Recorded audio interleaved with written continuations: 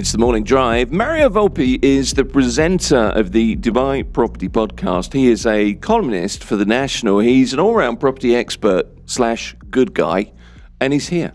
Good morning. It's nice to see you. Thank you. Nice to be here. I'm liking the glasses, by the way. I like the light blue contrast against the Chelsea blue of the suit that you're wearing. Chelsea badge today as well. Yes. Well, in honour of our victory against the let's call them the enemy that is Leeds from the 1970s. Yes. Big game because we are so bad.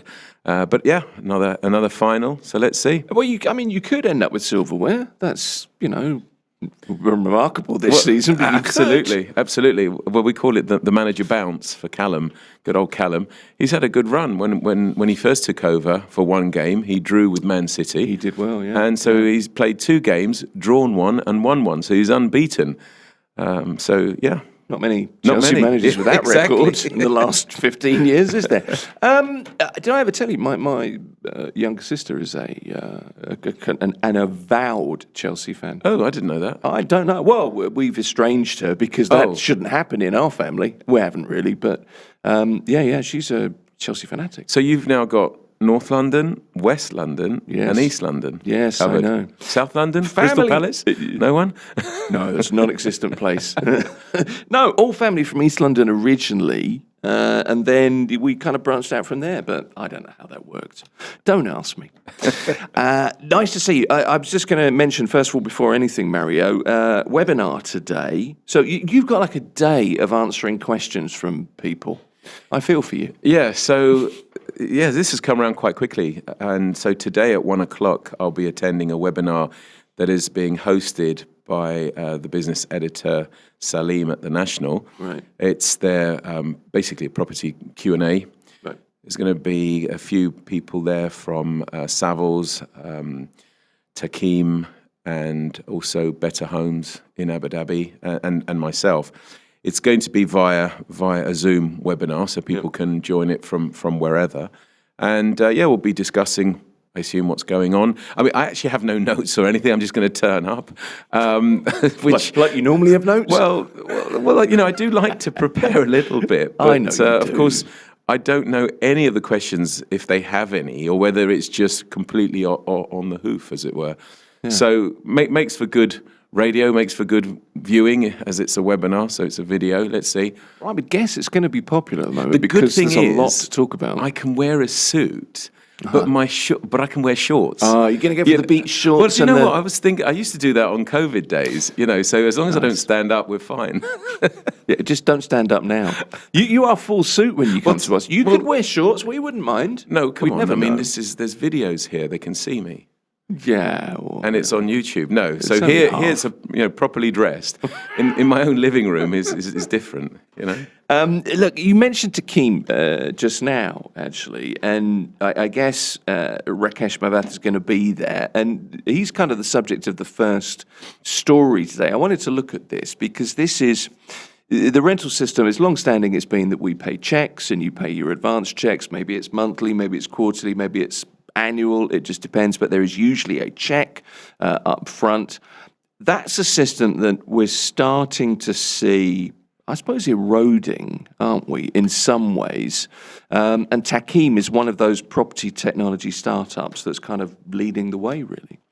Yeah, so I actually didn't know that this was being launched. I was asked by The National to make some comments on a story that they were writing a while ago, and actually I missed the email. So he reminded me, and then I checked it. And I went, I better get on with this quickly.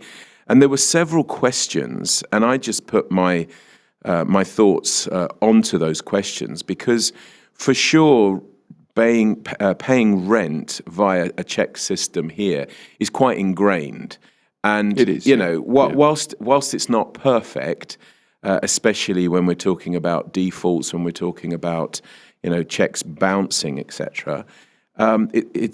It does work. I'm saying it's got its faults, but in the main it works. Yeah. And the fact that whether it's 1 check payment or 12 check payments, you have to make all those payments to the landlord at the start of the agreement. they always say possession is 9/10 of the law, and the landlord would have in his hand 6, 12, whatever, however many checks. It's a level of confidence with that, isn't it? Now, of course, they then have to be submitted, and then you just kind of hope and pray as a landlord that they do clear. Well, this system is unlike the traditional sort of rent now, pay later services. Effectively provides this sort of it's like a high interest loan. It's an interest loan. That needs to be paid. It's around 4%, I understand, which is actually less than you would have to go to a bank. And it just means that the landlord gets their money, and the tenant obviously pays monthly for this fee. Now, it's not quite known who actually holds on to that fee or who pays for it, whether it's transferred onto the rental amount or whether the landlord pays it. In order to get a better tenant. Depends on the landlord, I guess. You could pass it on, I suppose. Yeah, exactly. Yeah. And they use data and insurance in order to cover any instances of let's say bounced checks, as it were. Right. So I mean, I think it's simple in its thought process, but it's very clever because everybody wants to pay monthly. That's how we pay rent, in other parts of the world. We don't get paid yearly; we get paid monthly. So it's natural to pay, your utilities bills and your rent monthly rather than upfront as we do here. But of course, landlords have got used to receiving large sums of money when they rent their property out. And of course, they also have charges like service charges that they have to pay. And if you've got a lump sum, then it's easier to then sort of pay off your service charges, etc. Either way, this is definitely a win-win scenario. Obviously, for tenants, it eliminates the need for large upfront capital. For landlords, it provides that income security.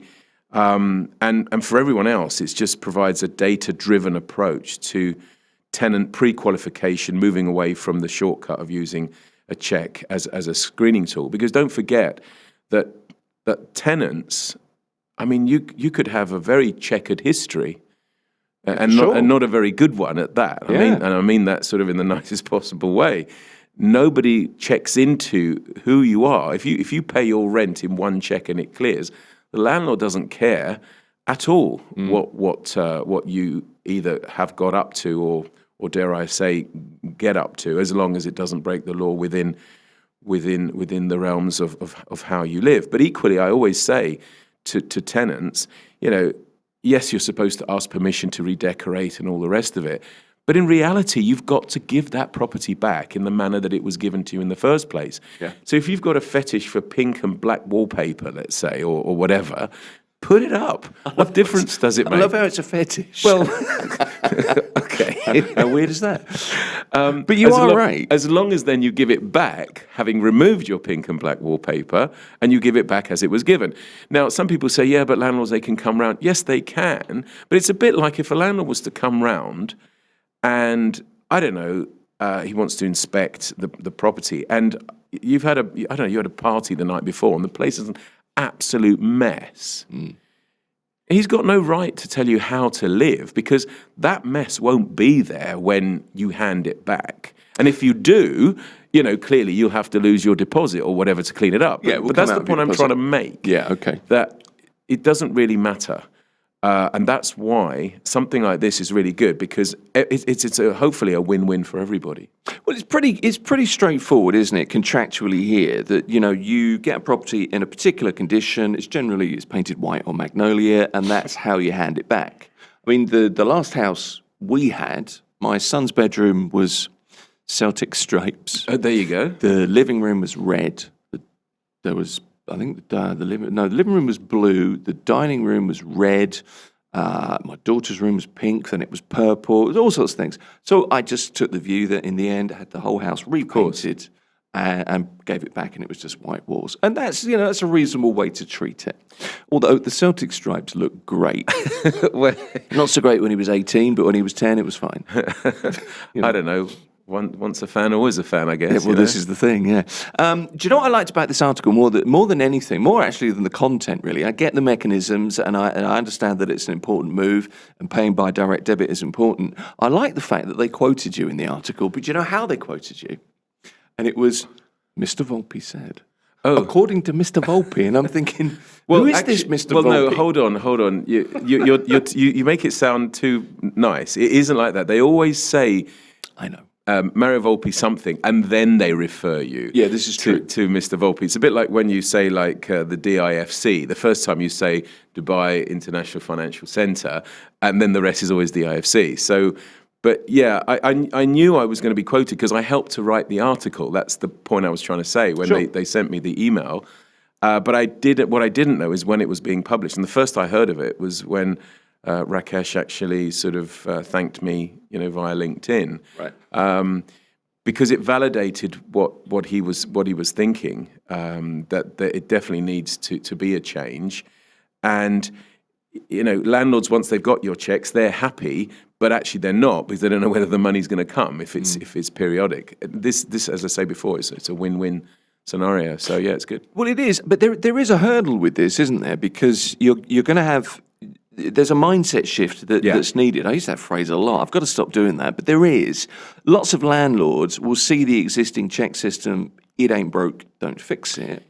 And it's free and it's effective. And there is that 4% cost here. So I guess that's something we have to get past. Yeah, I mean, the check system is obviously something that, it's not merely a payment method. It's ingrained in the psyche here, isn't it? It is. And that's something that, whilst in the main it's not broken, we've realised that actually it's not perfect. And when you do have, dare I say, rogue tenants, and they are out there just like rogue landlords are. There's problems on both sides. Sure.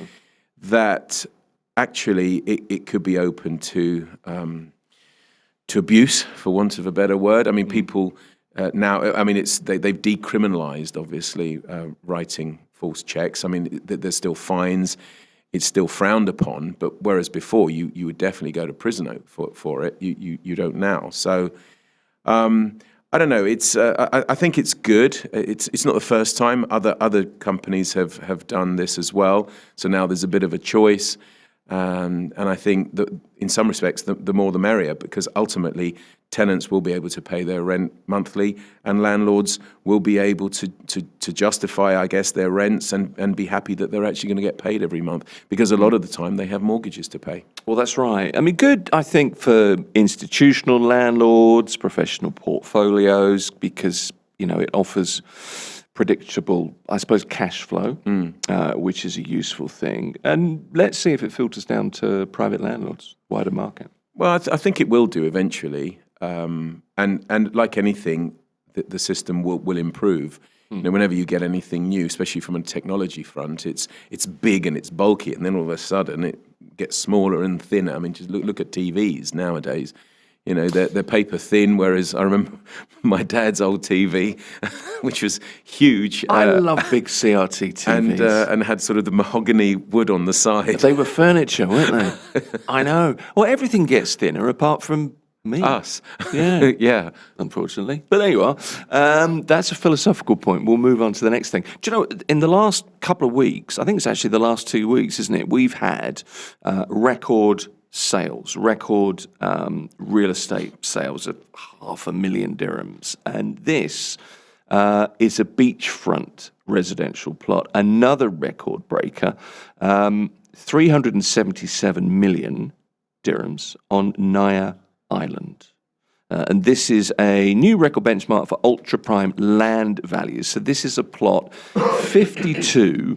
nearly 53,000 square foot plot. I mean, it's a decent plot, though, isn't it? It's a big size plot. Yeah, so it is. So this is going to be an amazing villa for somebody, isn't it? For sure. Sorry, excuse me. No, go on. I mean, the thing with this, do you know what's interesting about this is the value of the land, right? Approximately 9,500 dirhams a square foot of the gross floor area.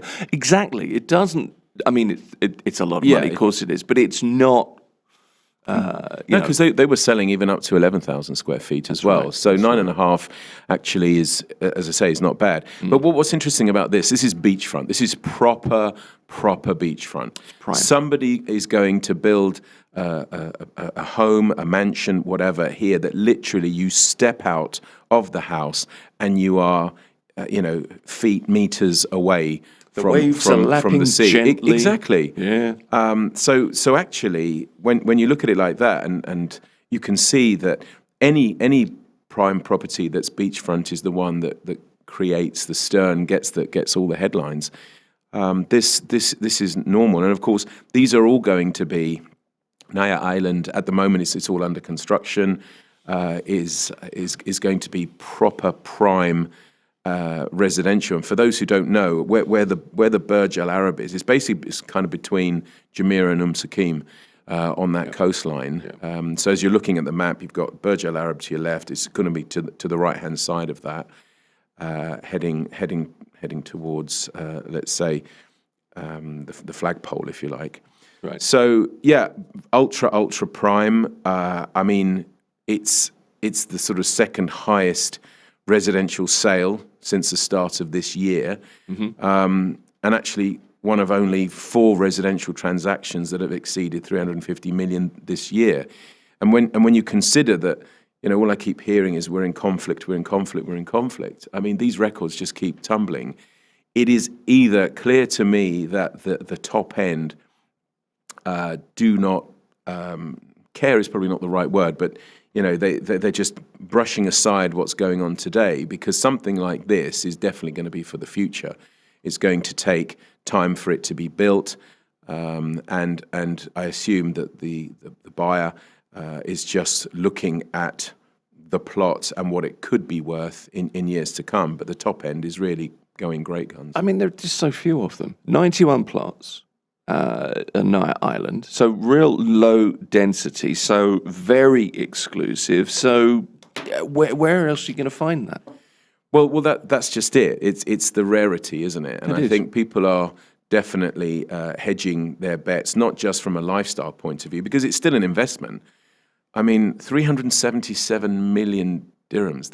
That's a huge chunk of cash, and of course they then got to build the thing. And something that size, if it's on a 52,000 square foot plot, I mean, it's going to be at least 30 to 40,000 built up, I would have thought, and it just beggars belief what it's going to be like, and the cost of actually building that, this is going to be probably well over 400 million, 450 million total cost, I would have thought. Well, you would have thought at least that, wouldn't you? I mean, the one thing about this, though, is, and if you look at the last month of us talking, in the last 3 weeks of us talking, record, and what that gives you is a signal of confidence in the market. And it, generally speaking, it filters down from the ultra high net worth to the likes of you and I. Yeah, well, that's why I'm saying that clearly the top end is thinking that whatever is going on geopolitically today is not going to be there forever. Now, obviously, we don't know at all what's going to happen in terms of any changes, or whether it's going to be more of the same, just we are not, at loggerheads with each other, et cetera, et cetera. But, the UAE is constantly making adjustments, and whatever's put in front of it, it gets over and makes sure that the residents and everyone else is going to be okay. I mean, I heard an expression by Sheikh Mohammed, president of the UAE, saying that everybody's an Emirati. You buy that on a sweatshirt now. Well, no, exactly. They are looking that every resident is basically being regarded in the same vein as obviously the locals. So that's encouraging as someone who obviously is an expat, and in the knowledge that whatever is thrown at us, it's not going to be a them and us scenario. We're all in this together. We'll all get out of this together. And for sure, Dubai and obviously the wider UAE will in the end come out stronger, because as they always keep saying, and I hate to use this word, but what doesn't kill us makes us stronger. For sure, the market will then realise that Dubai's resilience. I mean, we haven't built what we've built just for it to all crumble down. So for sure, they're going to be putting things in place that will actually ensure that we get out of this sooner or later. And the figures are starting to show this, especially at the top end. It'll be interesting to see what, in May, which is obviously around the corner, what figures come out of April. That will be a telling sign from the point of view of rental rates, sales figures, and what have you. And there will be obviously sales in there that you'll go, goodness me, that's really, shocking figures in a good way. Because there are opportunities still here now, and people say, "Oh, but it's don't buy when everyone buys. You should be buying when everybody's not buying." That's how people make money, and that is why many people say, "Oh, I wish I'd bought during COVID. I wish I did this." That.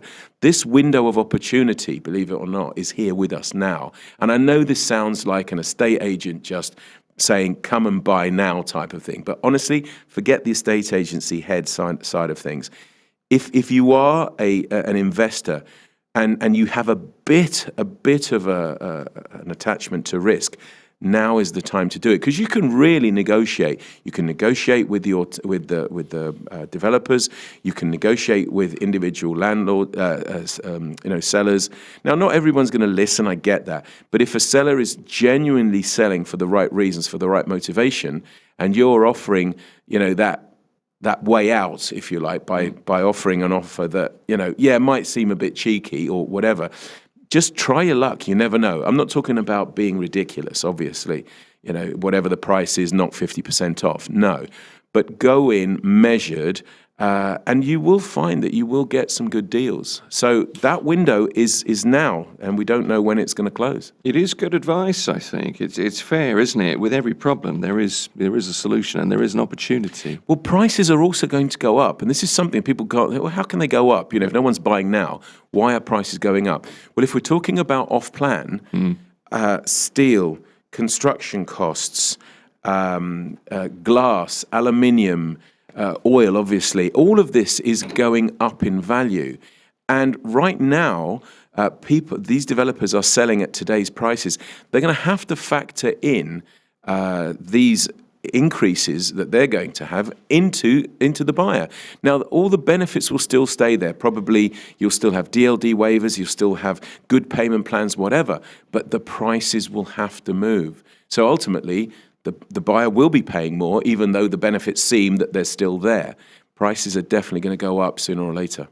So look, we've been talking about rents and checks that pay rents, and perhaps the way that PropTech is kind of trying to take over so we can pay by direct debit. That's one topic this morning. The beachfront property that sold for 377 million dirhams, another record in real estate. Very, very scarce, very sought after location on Naya Island. Next thing I wanted to bring up with you was this. This is a new contract awarded. Nakheel officially awarding the contracts. 3.5 billion dirhams worth, no insignificant sum, of course. And this is 544 villas on the Palm Jebel Ali. So another waterfront project and an expansion project, Mario. No particular details of this, but I think it's interesting just at this time. Well, absolutely. And look, Palm Jebel Ali was quoted as being the sort of next wonder of the world, twice the size of Palm Jumeirah.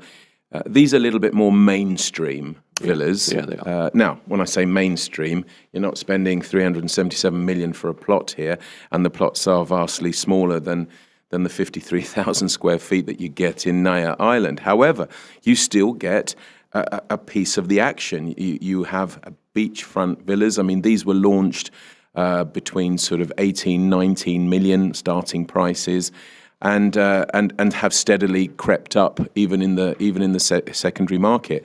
So it's good to see that obviously building works are now about to start. They say it's going to start in this quarter, and they're scheduled to finish in sort of the end of 2028. Interestingly, that Nakheel are still using external contractors. which it was the norm in the past. What seems to be the norm now is a lot of these developers either have acquired contracting companies or have developed that within their mainstream, and some in fact started out as contractors and then developed into developers. But why I'm saying this is because, and I'm not for 1 minute suggesting that these will be delayed for Nikhil, but it sort of mitigates any delays because it's kept everything in house. Yeah. So nowadays, actually, I can say we don't really talk about delays in handover. That's not to say that doesn't happen. Still, situations occur, and sometimes delays do take place. However, they are less and less, and that's what I'm saying. A big company, a big developer like Nikhil, I'm sure will be looking at in the future bringing contractors more into their business. But this is important. They've now got United Engineering and Jinko General Contracting, who have been awarded these contracts, and I'm sure that they have very strict contracts as well, because clearly the name of Nikhil is written all over there, and if there are going to be delays or any issues, then of course the buyer always blames the developer and not the contractor. So I'm sure these contractors here have read through their contract very well and have said, okay, fine, we can do this. Otherwise, they wouldn't have gone for it. Well, it's the wording here that stands out. The construction work is divided between two major UAE contractors, fine. But it's this: to accelerate development across the island's first 6 fronts. So I think your point there is acutely observed, that this is going to happen. I can feel some arguments down the line are going to pop up. Oh, that's not me, that's not in my contract. You know, the usual sucking air in between the teeth when you talk to your builder and he goes, oh, it's going to cost you. I love those conversations. That's the mechanic thing as well. Oh, that's going to cost. That's expensive. Why didn't you tell me before I put the taps in? I didn't ask for gold. Actually, that's funny. I'm bringing that up because that actually is raw for me. It happened yesterday. So my wife actually called me and she says, I don't know, something's really niggling me. So we're doing this place up in Fulham, as I may have mentioned. Yeah. And so it's from top to bottom. And the bathroom, so the bath has arrived, and they've put it up against the wall on one side, but she's such a perfectionist. She says, I don't know whether it should be in the middle of the wall. I don't know whether it looks weird or not. And I said, I'm sure it's fine. She then sent me a picture, and I said to her, look, it's fine. But if you're not happy with it, just ask them to. She says, yeah, but the taps are in. That's why I mentioned the taps. Oh, I see. And I said, well, get the taps removed. Yeah, but the tiles are up, you know. So that small change could be a catalyst of these, like a house of cards collapsing.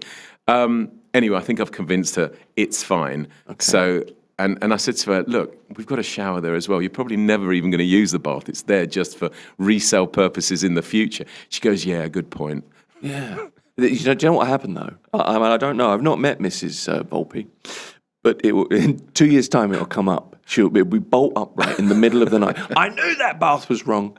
Well, no, be ready. No, I think now she has a chance to see. I look around me and I see all these lovely potted plants and greenery. She now has a chance at the end of the bath, because there's this gap which wouldn't be there if you moved the bath slightly over, to put a bit of greenery. Nice. And the tiles are, I'm going to say green, but you know, there's many shades of green, so don't shoot me, as it were, going, ugh, green tiles.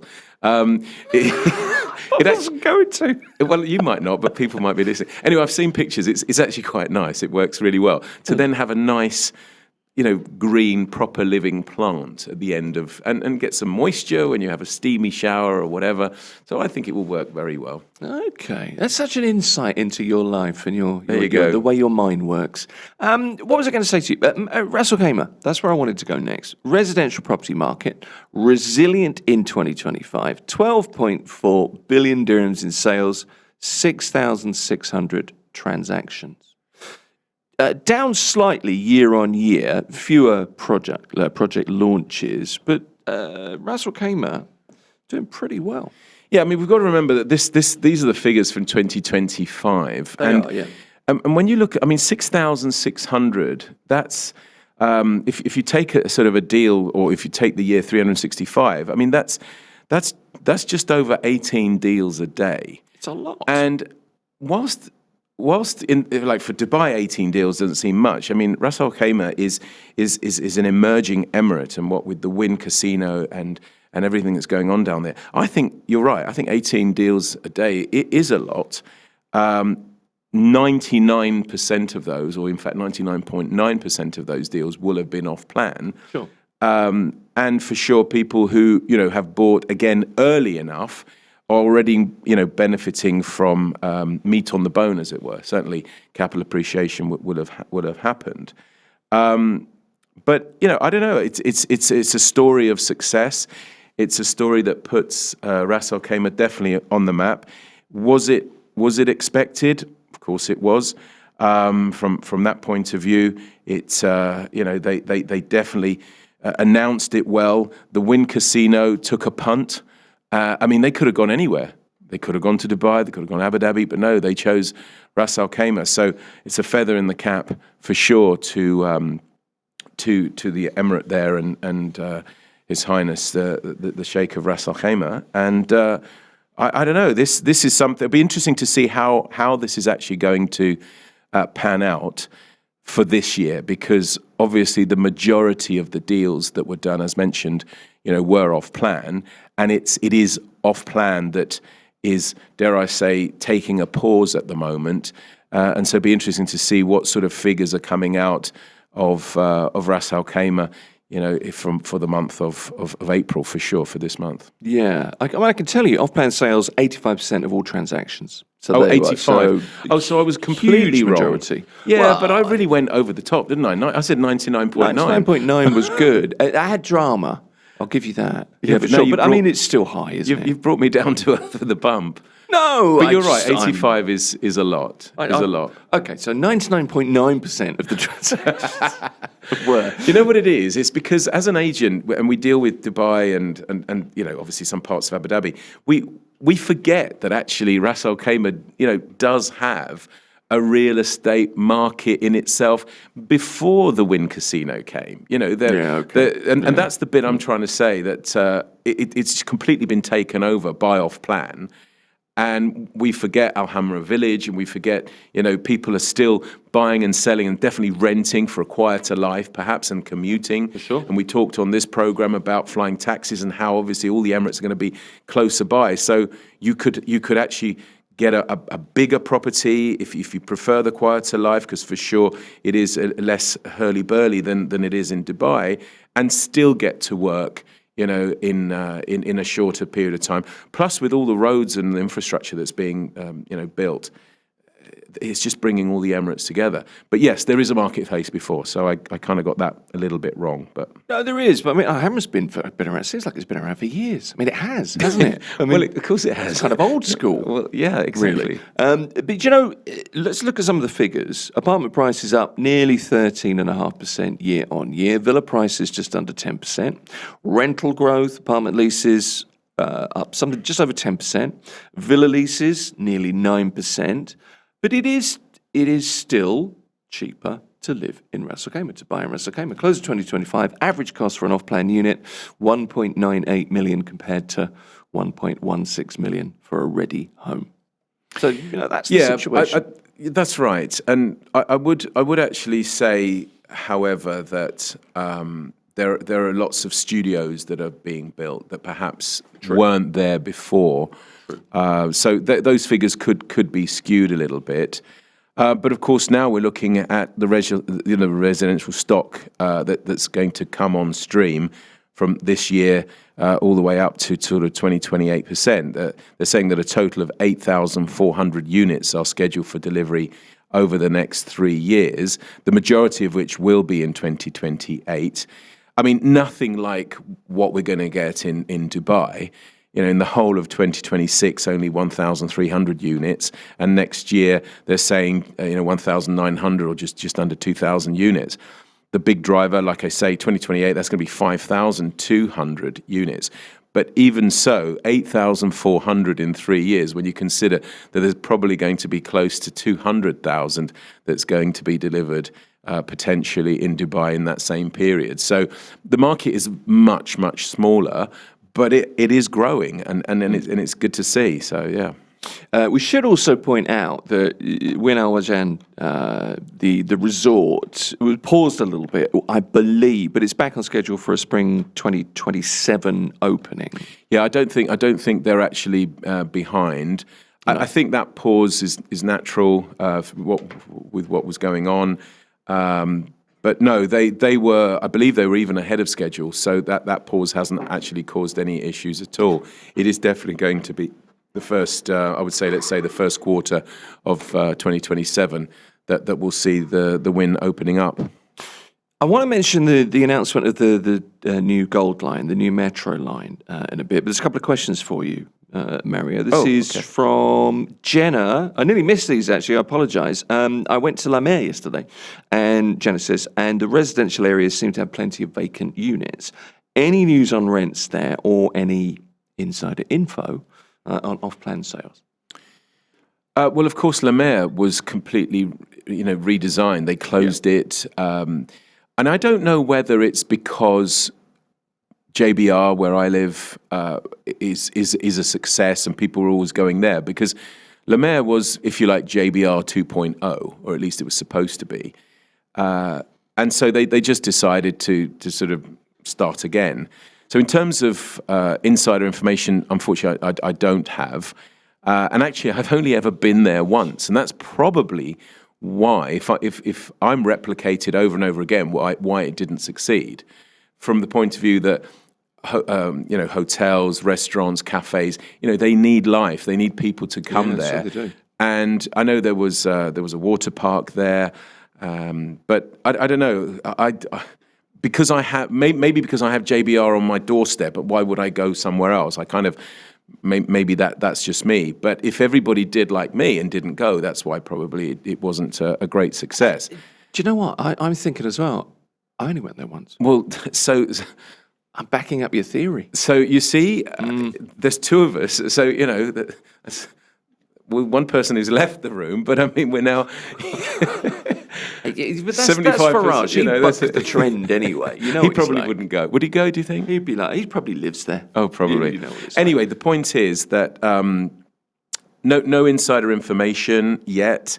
There are so many things going on in Dubai anyway. This is quietly, under the radar. In terms of rents, I think it's going to follow the same issues as all rents are. There's going to be pressure on rents as they have already started. I mean, the conflict has just accelerated that. We talked about this before, that we should start to see pressure on rents later on this year. They are already here. And that's purely and simply down to the geopolitical situation. So I would say that if this is it Jenna? Did you say? It's Jenna. Yeah. If Jenna is looking at that area as a potential, because let's not forget it is waterfront. There are beaches there, but generally speaking, it's really nice sort of area with sort of marinas and things. So it's a very pleasant sort of area. We'll always have maybe higher start rents compared to some areas because of the things that I've said, because of the amenities I've said. But no one is immune. So rents will come down. Sometimes landlords can be a little bit stubborn. We know that, but it only takes one. To then start the flow of other people saying, yeah, but yours is expensive compared to that one, or whatever. But people will just vote with their feet. They just won't go for it unless that's exactly where you need to be. In which case, you don't have a choice if the landlord isn't budging. But I would wager that rents are also going to soften there too. Okay, Giselle, thank you. This is a completely different text to normal. Thank you to all the landlords who gave or will give rent discounts. No question. Just wanted to say that. Well, we talked about rogue landlords earlier, or at least I mentioned it, and I said, there are also rogue tenants. And I have to back that up and say, Giselle is right. I mean, my experience is, especially my own personal experience, is that once you get hold of a decent person and you develop that business relationship, it just goes from strength to strength. And we saw it at COVID times, where not just landlords but other institutions, and we've seen it also here. I've seen the government give relief in terms of business owners down in Dubai South and in other areas. So it's nice to actually see that owners, whilst they probably are suffering themselves as well, do have a human heart, and that they are at least looking at helping people. Because if you have a good tenant, it's easier to develop that relationship than it is to find another good tenant should that tenant leave through circumstances beyond their control. Now, of course, not everybody's able to stay. There's all sorts going on with the economy, from the point of view of companies shaving staff, with companies having to make cuts, which on one hand I guess is understandable, but at the end there's still a human story, and people, unfortunately, through stress and do suffer because of the unknown. Finding a job in today's market is extremely difficult. And that being said, hearing stories like this, or at least a comment like this, is heartwarming. So yeah, it's good. It is, yeah. No, it's something that you've talked about a lot of times. One particular landlord that you had that you developed a relationship with, and I think it's kind of important. Got to be honest, my landlord now doesn't seem to like me very much, but they're okay. But I'd prefer it to be able to call them and say, look, got this, got that. I'd like to have a more open line of communication. Well, I've got some advice for you. When was the last time you called him up and just said, what are you doing this afternoon or tomorrow? I'd like to buy you a coffee. I'd love to be able to do that. I mean, is he not here? No, they're here, but they're just very old school. I email, and it's just my email is forwarded on, and it doesn't respond. It's just one of those. It's very transactional. Okay, but so you don't actually have the person's contact number, do you, or you do? It's very difficult to get through. I go through an office number. I don't have a mobile number. Okay, it's one of those. It's a real estate agent. It's a company. Yeah, no. Then it's family. Then it is tough because it's a difficult one. Because if you can't get past first base, it's difficult to even try and have a relationship. 'Twas ever thus. I never got past first base. Okay, but yeah, I mean that's the problem. So I just think that's really good advice. Let's go on to. We've got 6 minutes, but I wanted to talk about the Gold Line, because Dubai Metro has made such a huge difference here in the UAE. And what's interesting in lots of ways, apart from the fact that you're going to be able to get to lots of different places, of course, and the way it intersects with the city and the other lines, is what it could mean for rental appreciation, property price premiums as well, because that is there's obviously a precedent for that, Mario. Yeah, there are, and that's been shown from the original metro line that we have, and of course we've got the blue line coming, which will be the next one, and this is the Gold Line. I mean, this is just going to make areas of Dubai which were, I'm not going to say inaccessible, but certainly inaccessible from a public transport point of view, more accessible. And of course, where you're able to move people around, whether it comes to jobs or even just from a leisure point of view, you're going to have capital appreciation, and the initial the initial sort of price appreciation when an announcement like this is made, can be even up to 25%. I mean, more realistically, around sort of 10%. At least people think that their property is worth at least 10% more than someone that doesn't have that transport link. But what really is happening now is that we're starting to get this map, this transportation map. When you look at Etihad Rail, when you look at the railway line between Dubai and Abu Dhabi, when you look at obviously the existing metro lines and the new ones coming, I mean, it's not quite a spaghetti junction like it is the UK map, the underground map, which obviously has been made into posters and all sorts of things.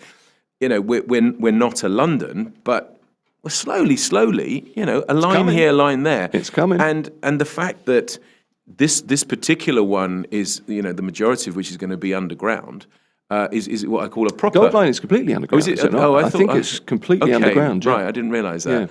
Yeah. So this is a proper underground one, then, as it were, like the London Tube. But it just plugs in everywhere. Yeah. So sooner or later, and I know this obviously is going to be, into the 2030s, as it were. But sooner or later, we're going to be able to go from A to Z, north to south, east to west, literally without stepping out of a transportation system. Whether it's the Dubai Loop, whether, as I say, it's the Blue Line, this Gold Line, we've got all sorts of different colours. Etihad Rail, which will take us from Saudi Arabia to Oman. I mean, it's just going to make the UAE so much more an attractive place to live. Whereas before, you needed a 4x4 because you literally only had a dirt track road. I'm going back, 50, 60 years, clearly. And now look at us. We are never standing still. We're not allowing anything to be put in front of us that will go, okay, that's beaten us. Nothing will beat the UAE, nothing. And actually to announce something like this during this time of geopolitical tension, again, it's a sort of a stick two fingers up at everybody else. Look at us. We don't care. We're going to keep going, and we're going to come out of this better than anyone else. Well, it's not that far away either. Where are we? 2026, September 2032. It's only 6 years. So 15 strategic locations. If you're not aware of where the Gold Line is going to go, it's Amina Rashid City Walk, Business Bay, Mohammed bin Rashid City, Nadal Sheba, Mohammed bin Rashid Gardens, Maidan, Barsha South, and JVC as well. Well, now that's a really big one as well. That's huge, isn't it? Yeah. And JVC has always been a bit of an enigma for me in the sense that it seems to be the central place of, dare I say, affordable luxury. Let's call it like that. Affordable housing. A lot of teachers work there. A lot of workers live there, should I say? And of course, they talked about road links and this junction and that bridge and this linking that and the other. Now to actually have a metro line that, as you say, in sort of 6 years' time is going to plug it into the whole system. I mean, it's going to work wonders.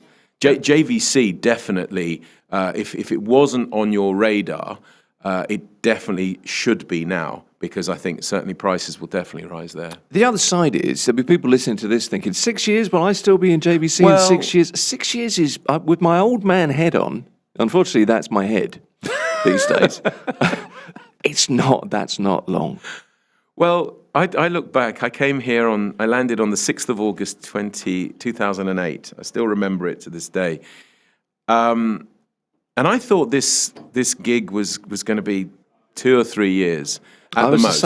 I was the same. And this August will be 18 years that I'm here. Now, so you're right, 6 years is, on paper, it's a long time. Sure. But time does go very, very quickly. I'm not going to say I blink and I've missed 18 years. That's not quite that fast. But, you get to say to yourself, God, is it Wednesday already? The weekend's just gone. Or is, God, we're into the second quarter. Or there's all sorts of things going on because you've got things to look forward to, which seem to take forever. And then next minute, we're talking about Christmas. Yeah. Do you know? Yeah. No, you're absolutely right. Mario Volpi on life. When I'm not no more real estate with you. I'm getting you in to talk about life. That's well, where I've lived a while, so yeah, I can tell you some stories. Yeah, it's always good to see you. Mario Volpi is he's a columnist, he's a podcaster, he's a property expert, he's lots of things, but always welcome here. Good to see you. Thank you very much, Tim. Thank you. This is Mirror Business FM.